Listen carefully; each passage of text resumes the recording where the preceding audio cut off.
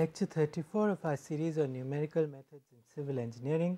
We will continue with our discussion on orthogonal polynomials, and hopefully we will wrap it up, and next class we will move on to something else which uses orthogonal polynomials. Last time we ended our lecture talking about the solutions for orthogonal basis functions, right, where my polynomials, when I have a series of polynomials and each member of the series is orthogonal to other members of that series, and we showed that for such a series, for such an orthogonal series of polynomials, the solution to the best fit problem always exists, right.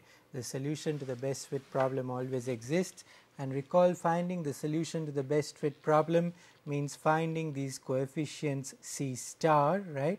C star I goes from 1 to n, right, and we showed that for an orthogonal polynomial, this left hand side, it becomes a diagonal system.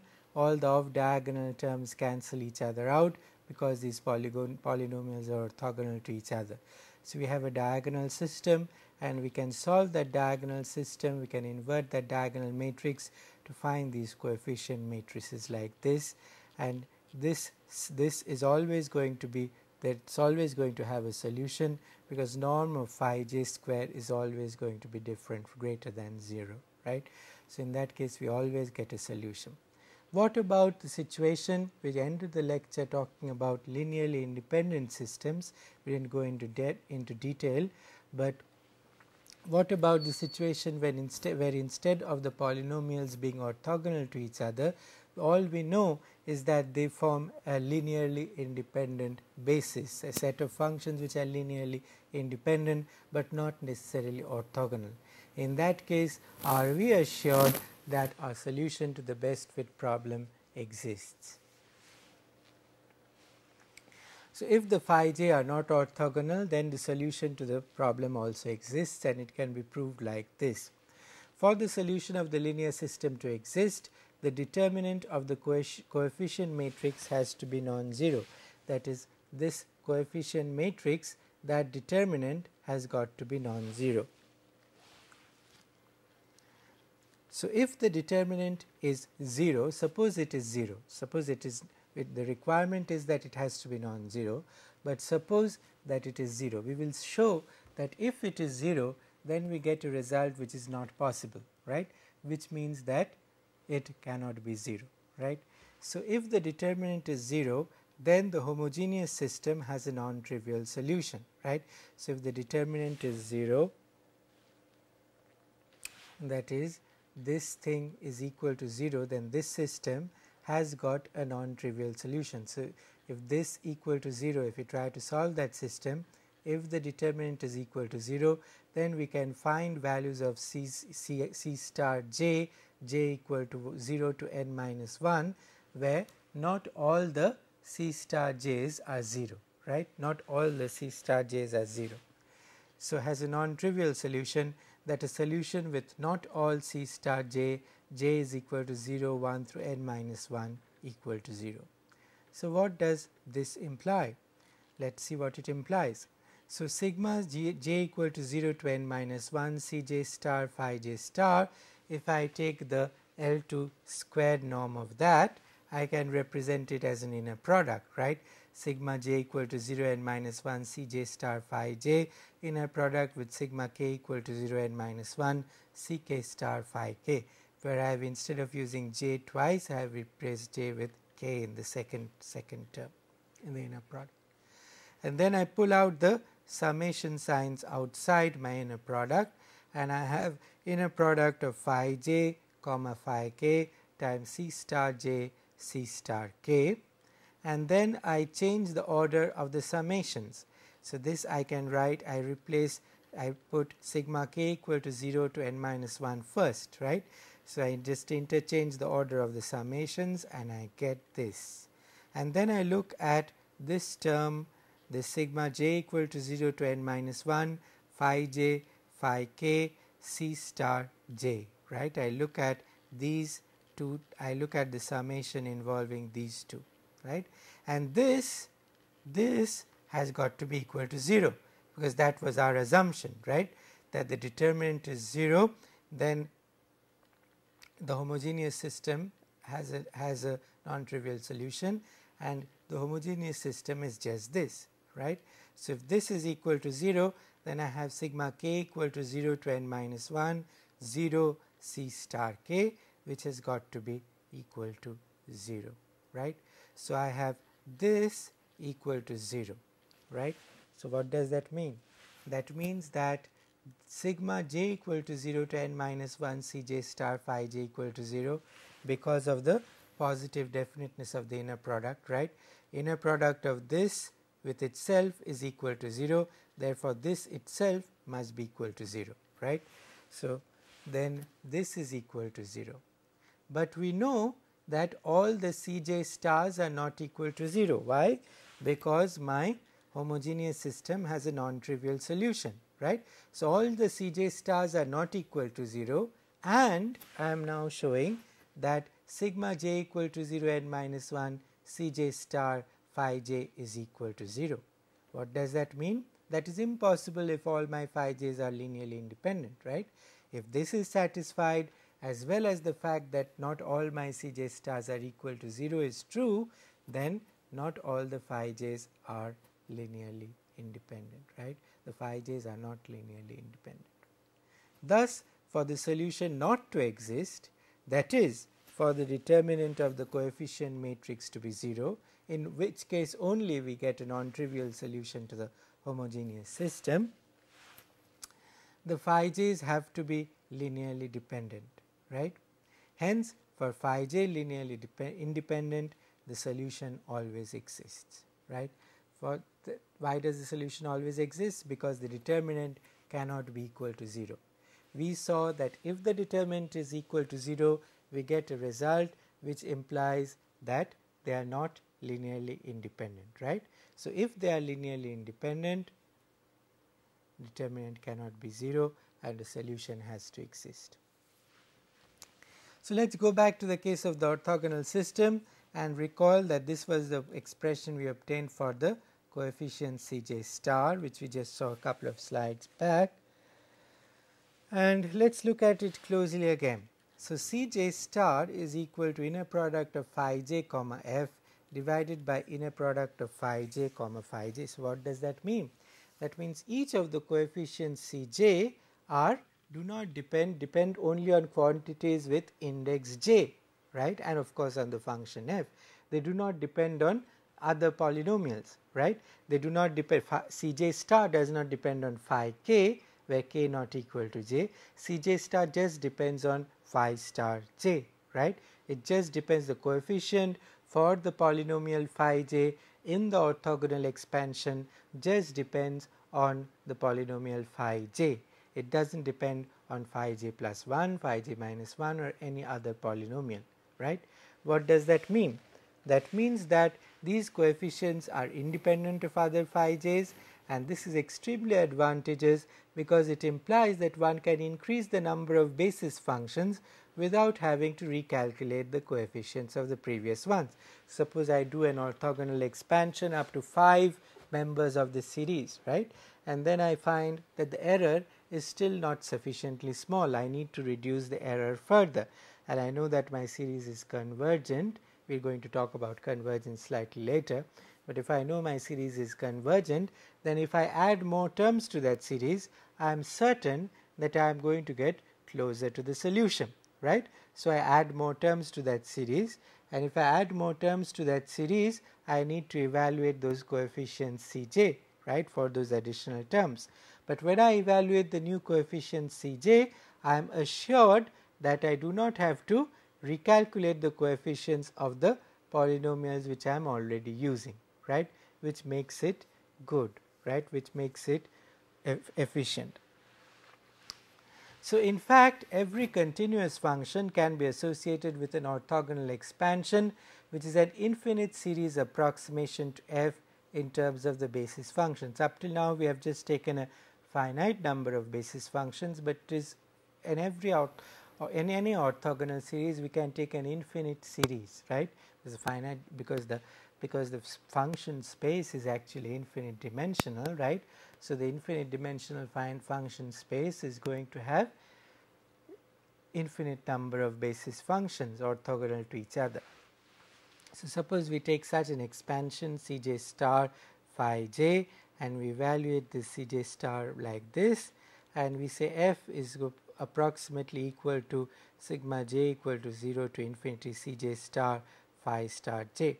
For most functions, it can be shown that this orthogonal function, this series representation is convergent, right. It is going to, if we take a sufficiently large number of terms, it is going to converge to f. Well, I said for most functions, it should be obvious to you that it can't be true for all functions. So, what sort of functions will not, even if I take an infinite number of terms in the series, I still won't converge to the function. There are certain functions like that, for instance, functions which have singularities, right, which have singularities. You cannot expect, suppose I have a delta function, but even if I take an infinite number of terms in my series, I am not going to converge to a delta function. So, right.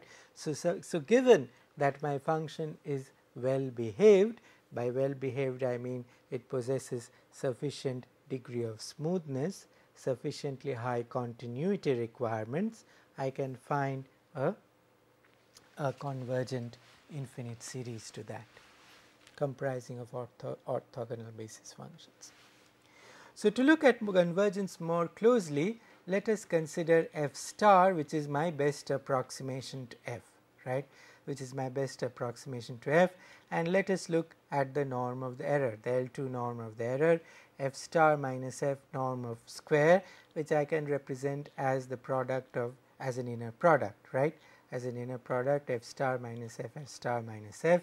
This I can rewrite as f star minus f inner product with f star minus f star minus f inner product with f, right. So, I just split it up, right, account of the linearity of the inner product. I instead of writing f star minus f here, I separated out f star minus f here.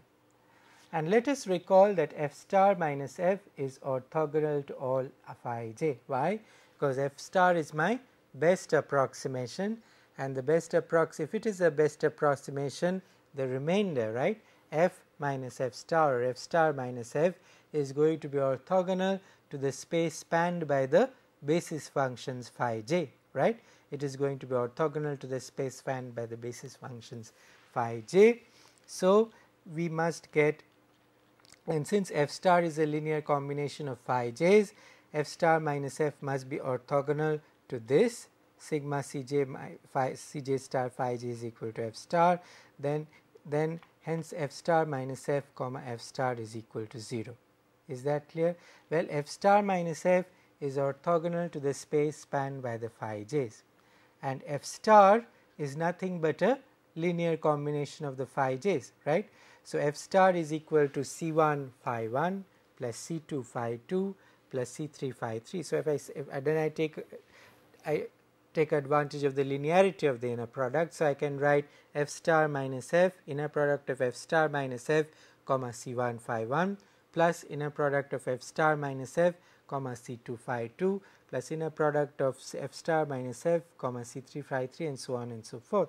And each of those inner products are going to be 0. Why? Because f star minus f is orthogonal to the space spanned by the phi j's. That means it is orthogonal to each of the phi j's, right.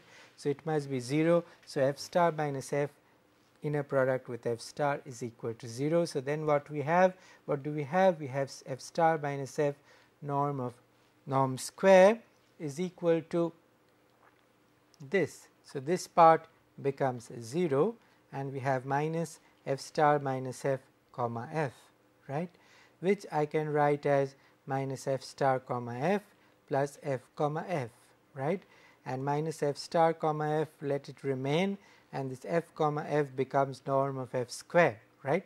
So, norm of f square minus f star comma f is equal to norm of f square minus f star, and then I am rewriting this f just to make it explicit. I am rewriting this f as f star plus f minus f star, right. Then what do I have? I have norm of f star square, norm of f square minus f star comma f star inner product minus f star comma f minus f star, right. And again this is equal to 0, right, because f minus f star is going to be orthogonal to the space spanned by all the phi j's. F star is a linear combination of the phi j's, so this term becomes 0.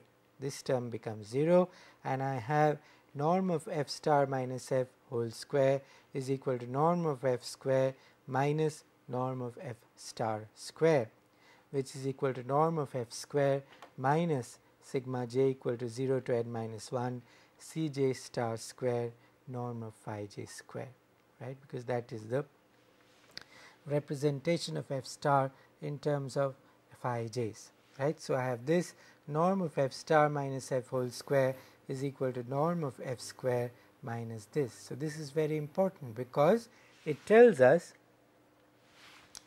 that sigma j equal to 0 to n minus 1 cj star norm of phi square is equal to norm of f square minus norm of f star square. So this is equal to norm of f square minus norm of f star square. Is that clear, right? So I have that. So what does this mean? This means that this is always less than norm of f square. So the best approximation is always lesser than or equal to norm of f square. So this is true for n minus 1, it is also going to be true if when you have infinity, right. So cj star square f norm of phi j square is going to be lesser than or equal to norm of f square when an infinite number of basis functions are considered, and this above result is known as Bessel's inequality, right. This is known as Bessel's inequality. So this is an infinite series. You can see this is an infinite series, and it says that this is lesser than or equal to norm of f square. So if an infinite series is bounded, right, if an infinite series is bounded, it's always got to be convergent, right, it is convergent, right.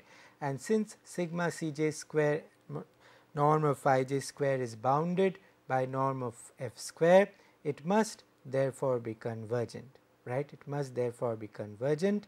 And from this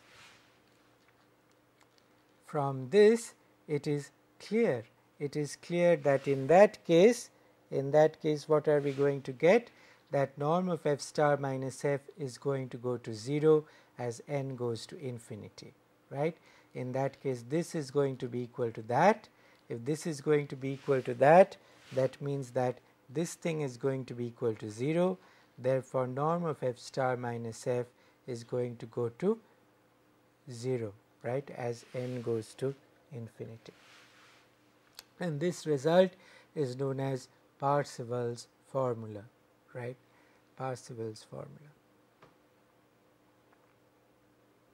So this was about the continuous case when I had these phi j's defined, when these phi j's are basically continuous functions in their interval, in their domain, in which they are defined, right. They are continuous functions in their domain. However, let us now look at the case when we have orthogonal functions which are non-continuous, that is the discrete case, when these orthogonal functions are defined on a grid, right, on a grid of size m plus 1 comprising points x0, x1 through xm. Can we say anything similarly interesting in that case? It was seen earlier that in case we have a grid with m plus 1 points, then we have at most m plus 1 linearly independent basis functions, phi j is equal to 0, 1 through m, right.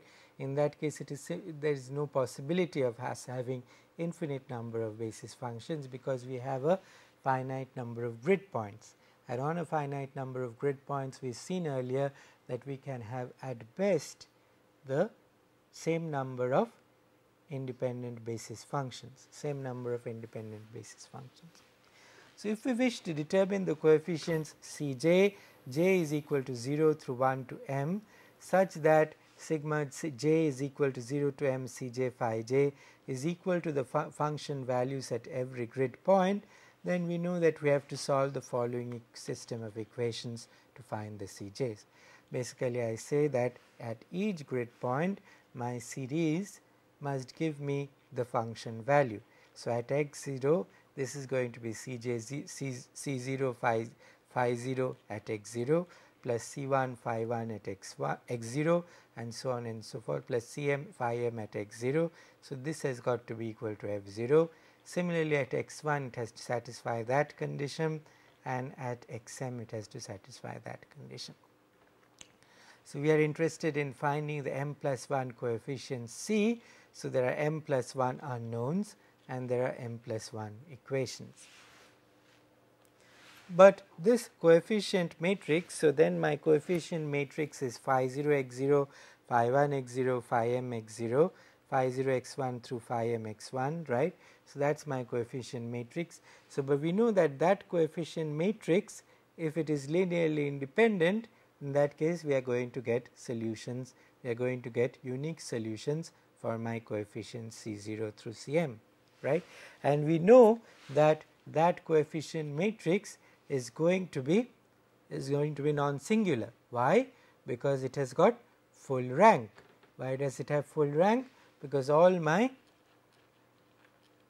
vectors phi 0, phi 1 through phi m are linearly independent, right.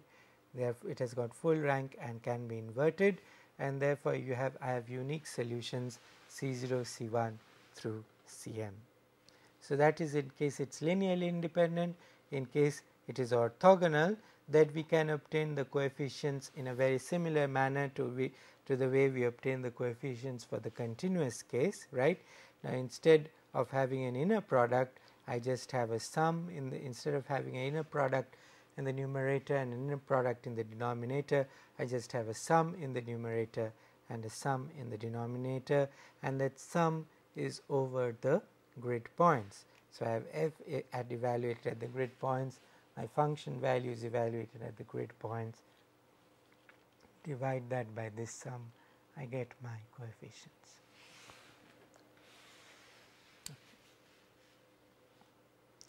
So, when we were so that is enough about finding the coefficients, right, for orthogonal systems as well as for linearly independent systems as well as for the discrete case.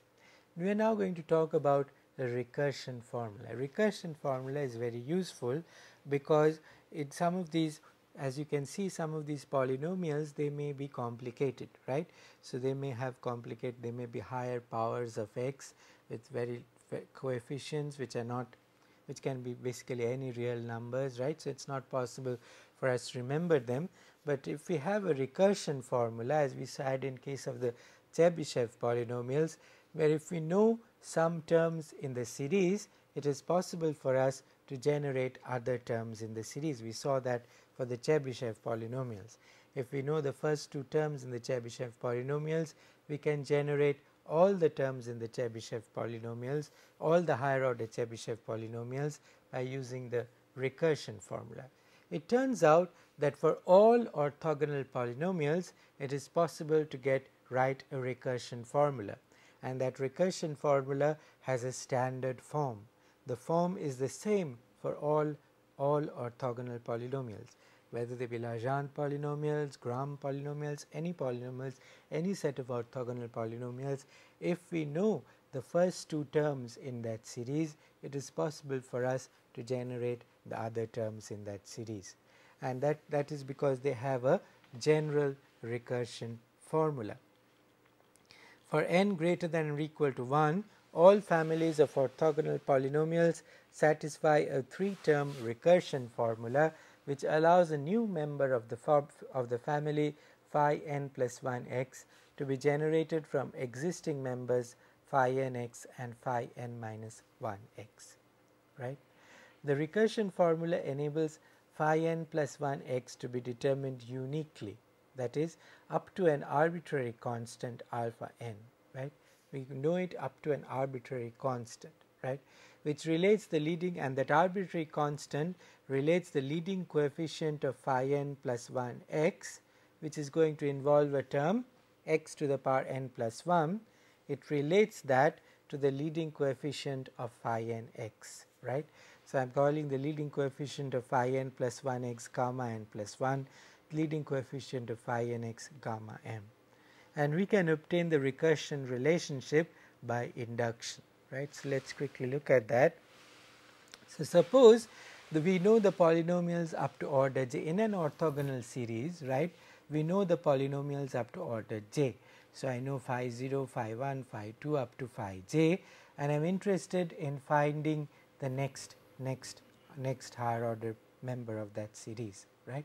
Or suppose I said n, right. Suppose I know up to n. So, I am interested in finding phi n plus 1, and I have two conditions that I have to satisfy.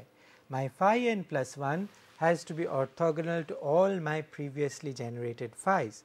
So, it has to be orthogonal to phi 0, phi 1 through phi n, right, and also its leading order coefficient gamma n plus 1, the coefficient of the leading order term in phi n plus 1 is going to be a scalar multiple of the leading order term in phi n, right. So, these are the conditions under which we can get the recursion formula. So, since phi j forms a basis for the n dimensional subspace of the infinite dimensional function space, right, I know phi 0 up to phi n. So, I know n basis functions. So, I know the basis functions for my n dimensional subspace of my infinite dimensional function space. Any nth degree polynomial can be expressed as a linear combination of the phi j's from j equal to 0 to n, right. So, any nth degree polynomial can be expressed as a linear combination of my known basis functions for the n dimensional subspace of the infinite dimensional function space.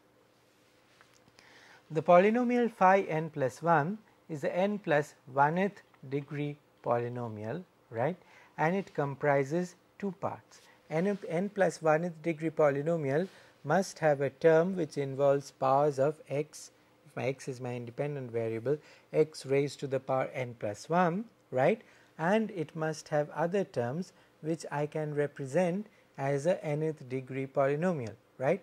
So, it is an nth degree polynomial plus a term which is to the power n plus 1 and comprises two parts, a leading order term in x n plus 1 and a polynomial of order n.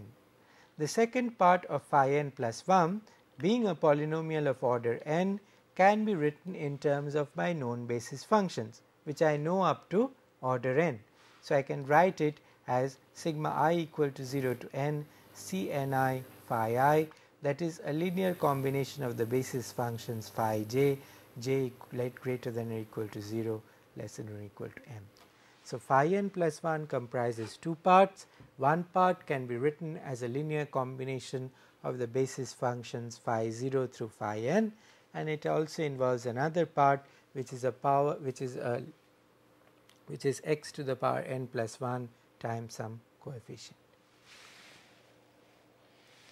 Since the leading order term of phi n plus 1 has a coefficient which is a scalar multiple, and this is our second condition, it is a scalar multiple of the coefficient of the leading order term of phi n, that is gamma n plus 1. Gamma n plus 1 is the coefficient of x n plus 1 in phi n plus 1. Gamma n is the coefficient of x n in phi n, and I know that gamma n plus 1 can be written as alpha n times gamma m. The first part of phi n plus 1 must be the first term in this polynomial. Suppose I generate another polynomial phi n, I take my original polynomial phi n, I divide every term in that polynomial by gamma m, the coefficient of its leading order term, right, and then I multiply it by x, right, I multiply it by x and I scale it by gamma n plus 1. So, this is going to be a n plus 1th order polynomial, right, because phi n is an nth order polynomial. I am multiplying each term by x, So, this is going to be a n plus 1th order polynomial. I am dividing each term in that polynomial by the leading order by the coefficient of the leading order term of phi n, and I am multiplying each term also by gamma n plus 1. So, that means the first term of this polynomial, is going to be gamma n plus 1 times x n plus 1, right. Is that clear? Right. The first term of this polynomial must be the first term of phi n plus 1, right. And this polynomial I can write as gamma n plus 1 by gamma n, which is equal to alpha n. So, alpha n x phi n, right. The polynomial alpha n x phi n also contains terms like x n minus 1, x n minus 2, 1. It also contains the term phi x n to the power n, x to the power n plus 1, right, because there is x phi n. It also contains terms like this, but these terms can be thought of, these terms are part of my, these can also all be included in a polynomial of order n, right. So, these can be thought of as part of my second term, right. These are part of my second term. So, I have a leading order term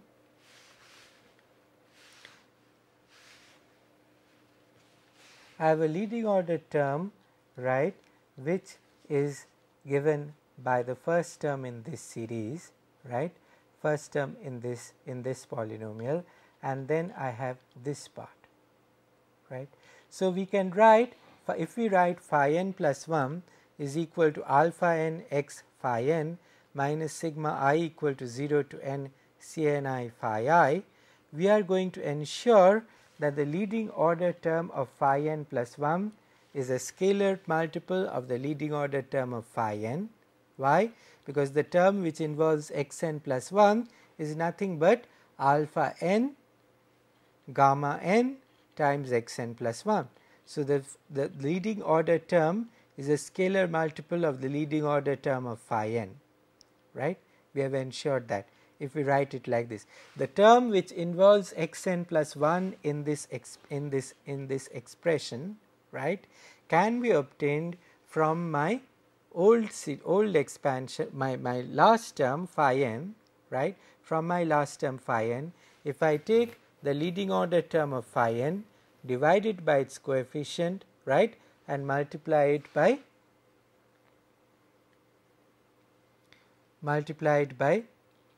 this thing gamma n plus 1, right.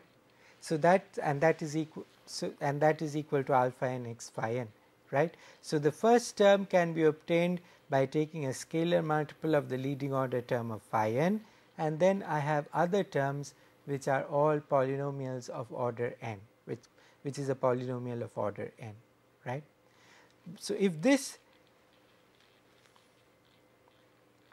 is my next term in my series, in my orthogonal series, it has to satisfy another very important condition. And what is that condition? It has to be orthogonal to all my phi j's, right, j equal to 0 to n, for all the lower terms in that series, it has to be orthogonal to that. So, this inner product has got to be satisfied. So, what does it mean if I have to satisfy the inner product? Well, let us see. So, for this inner product to be fulfilled, what it must satisfy is alpha n x phi n comma phi j minus sigma I equal to 0 to n Cni phi I comma phi j has got to be equal to 0, right. So, this condition has to be satisfied, right. But I know that phi I comma phi j is equal to 0 for I not equal to j, and is equal to norm of phi j square if I is equal to j. Sorry, this is a typo, right. So, phi is equal to phi j square is phi is equal to j. Hence, in order to fulfill the orthogonality condition, I know, so only the term that is going to survive here for each of these j's, for j equal to 0, 1 to n, is going to be Cnj norm of phi j square, right, because all the other terms are going to be 0. So, Cnj phi j square must be equal to alpha n x phi n comma phi j, which tells me that Cnj must be equal to that, right. So, if Cnj satisfies that condition, if my Cnj is obtained like this, then my phi n plus 1 is a valid member of my series, of my orthogonal series, right. It turns out that many of these Cnjs actually become 0, many of these Cnjs become 0. Why? Well, let us look at the inner product x phi n comma phi j. Because of the symmetry of the inner product, I can write x phi n comma phi j as phi n comma x phi j, because the inner product is actually an integral, and within the integral I can change the order of the terms in the integrand, right. So, I can write x phi n comma phi j as phi n comma x phi j. But x phi j is a polynomial of order j plus 1. Phi j is a polynomial of order j. So, x phi j is a polynomial of order j plus 1, which can be written as a linear combination of the first. Any polynomial of order j plus 1 can be written in terms of my j plus 1 basis functions, right, in terms of my j plus 1 basis functions. So, this polynomial x phi j, which is a polynomial of order j plus 1, can be written in terms of the j plus 1 terms in the series phi 0, phi 1, phi j through phi j plus 1, right. Hence, because of the orthogonality property, therefore, what do we get? We have phi n comma x phi j. So, in this part I can represent as a sum of j plus 1 basis functions, right. So, if n is greater than j plus 1, then what do I have? Then this inner product's got to be 0, right, because if n is greater than j plus 1, n contains phi 0, phi 1 through phi j plus 1 plus some additional basis functions, right, and those additional basis functions are all orthogonal to the j 0 to j plus 1, right. So, phi n comma x phi j is going to be equal to 0 for n greater than j plus 1, right. For n greater than j plus 1, this is going to be 0. Thus, all Cnj is equal to 0 for j plus 1 less than n or j less than n plus 1, right. Therefore, what do we have? Let us go back to our little series here. So, we have shown that this is true, this is my representation, right, but this summation becomes a lot simpler, right, because all the terms in that sum, all my CNIs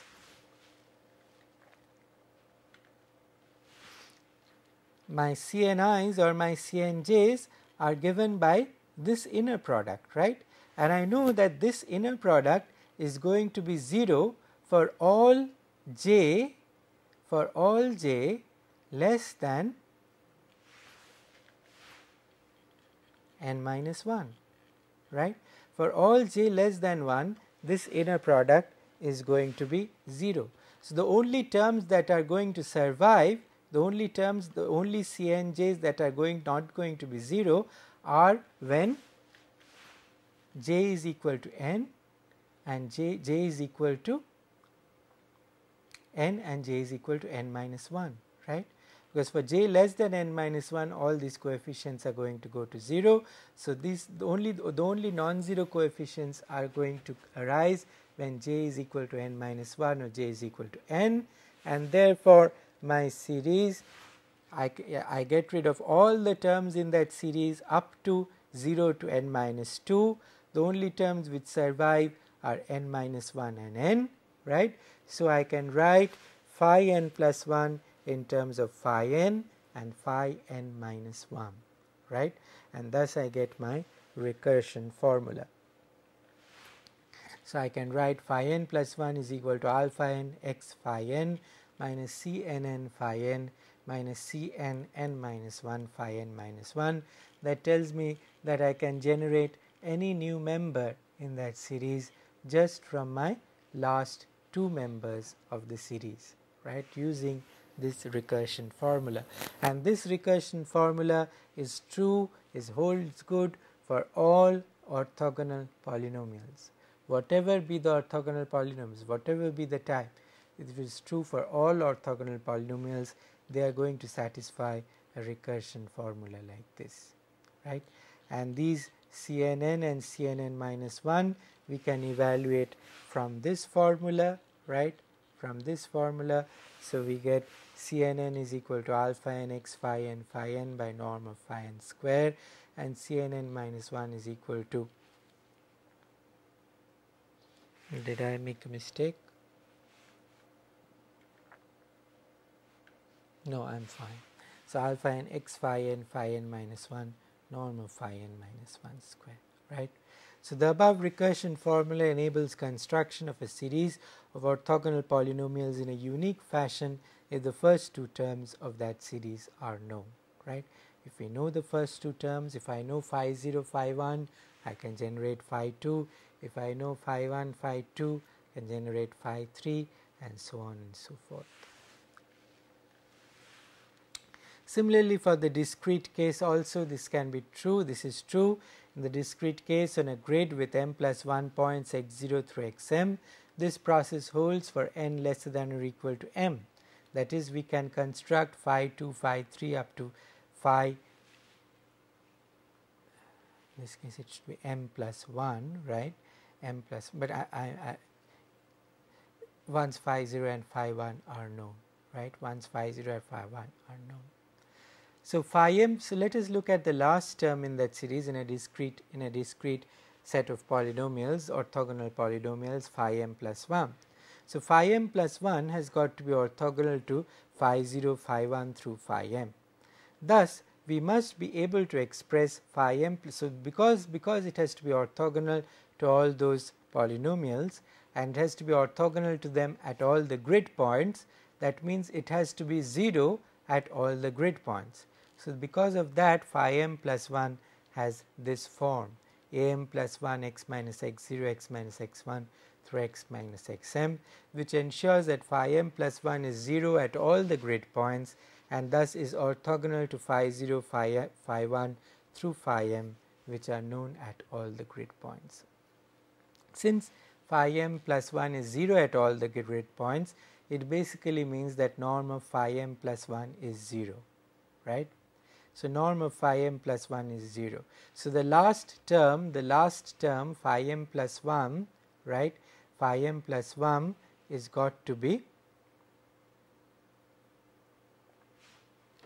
so I had x0, x1 through xm, right? So I have m plus 1 points, right? I know that I can only have m plus 1 linearly independent basis functions, right? So phi 0, phi 1 through phi m, right? Those are my m plus 1 basis functions, and I find that phi m plus 1 is always going to be equal to 0, right? If phi m plus 1 is equal to 0, I cannot generate phi m plus 2 because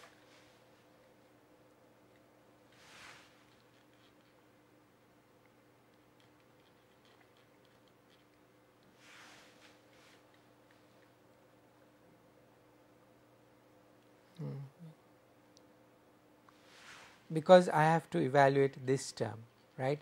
Norm of phi m plus 1 square, right? Norm of phi m plus 1 square for orthogonal polynomials, right? So this I have to evaluate, and this becomes 0. I cannot evaluate the next term. Is that clear? So the process stops for j greater than m plus 1. So even for the discrete case, it is possible to evaluate the coefficients recursively once I know my first two coefficients. Is that clear?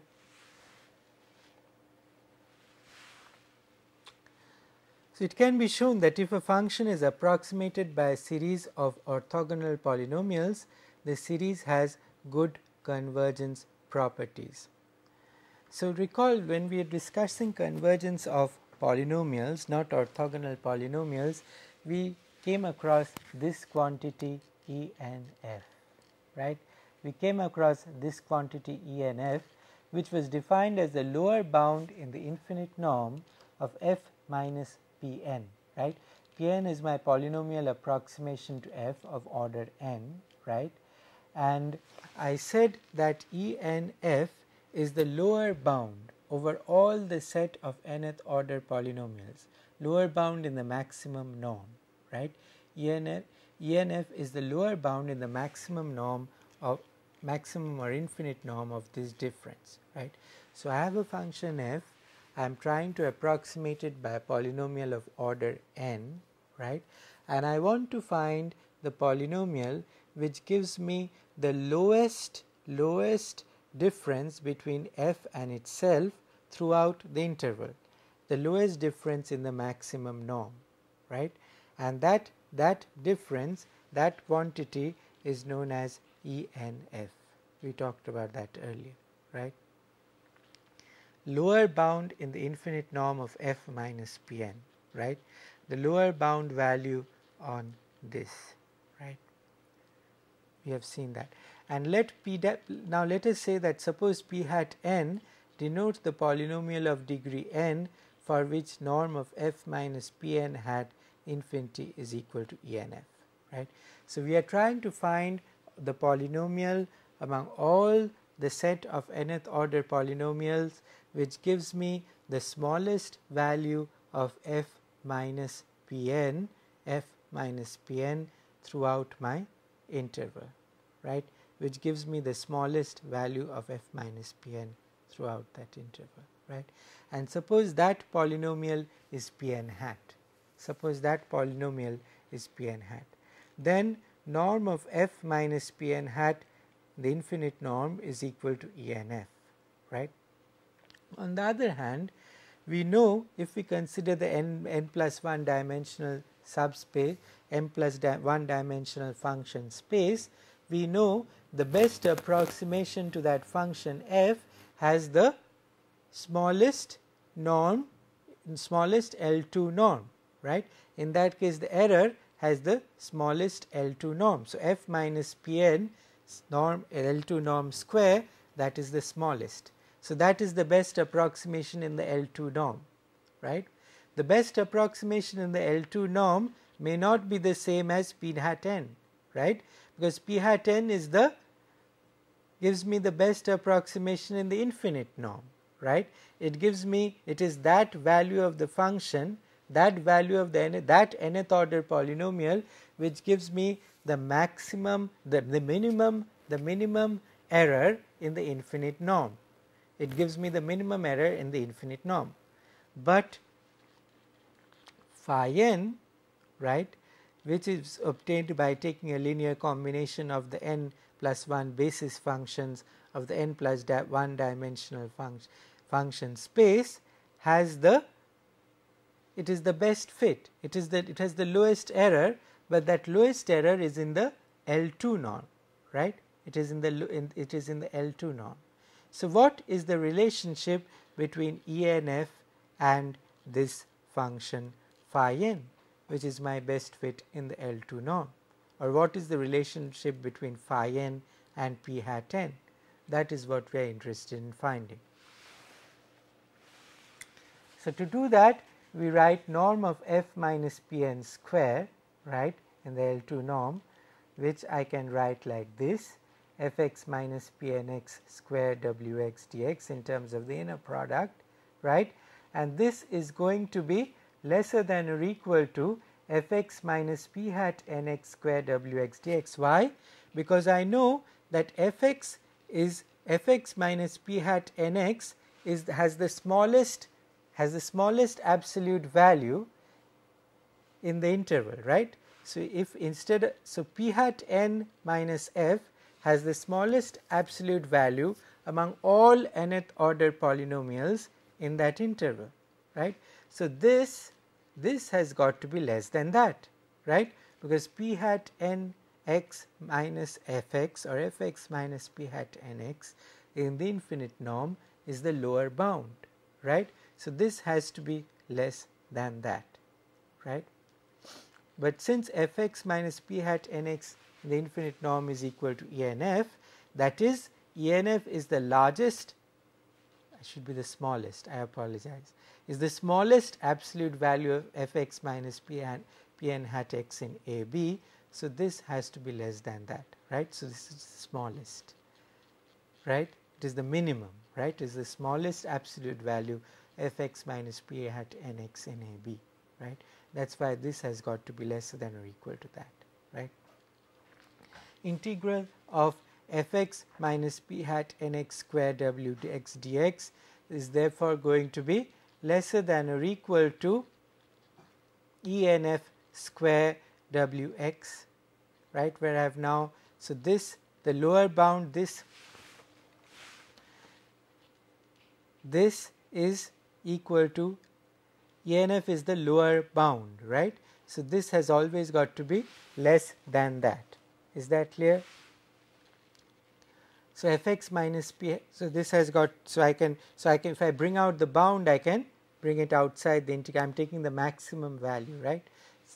So, I can take that outside the integral ENF square integral a to b wx dx. I can write it like that, right. So, this establishes a bound or norm of f minus pn square in terms of ENF, right. It establishes a bound on this in terms of ENF, right. So, what does this mean? This means that a mod of f minus pn, look at this, f minus norm of pn square is going to be lesser than or equal to ENF square w integral a to b wx.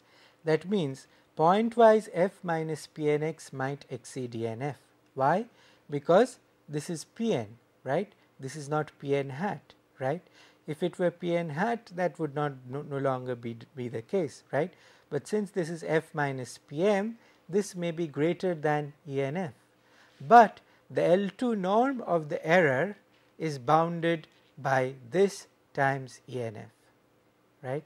So, pointwise f minus pn may be greater than ENF at each point. If I look at points in that interval, at any point this may be greater than ENF, but if I take the integral of that difference, right, the squared norm, right, if I take the square and I integrate it over the interval after weighing it with the proper weight function, then I know that it has got to be less than the weight function square, weight integral of the weight function half times ENF, right.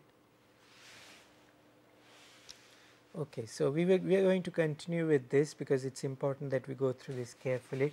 So, we are going to continue with this next class. I was hoping I would finish the orthogonal polynomials, but we will finish this little bit and then we are going to talk about spline functions, which are a another very important approximation and another very important set of basis functions which can be used for approximations. And then after doing that, we are going to move on to using these orthogonal polynomials when we talk about Galerkin's method and weighted residual forms. Thank you.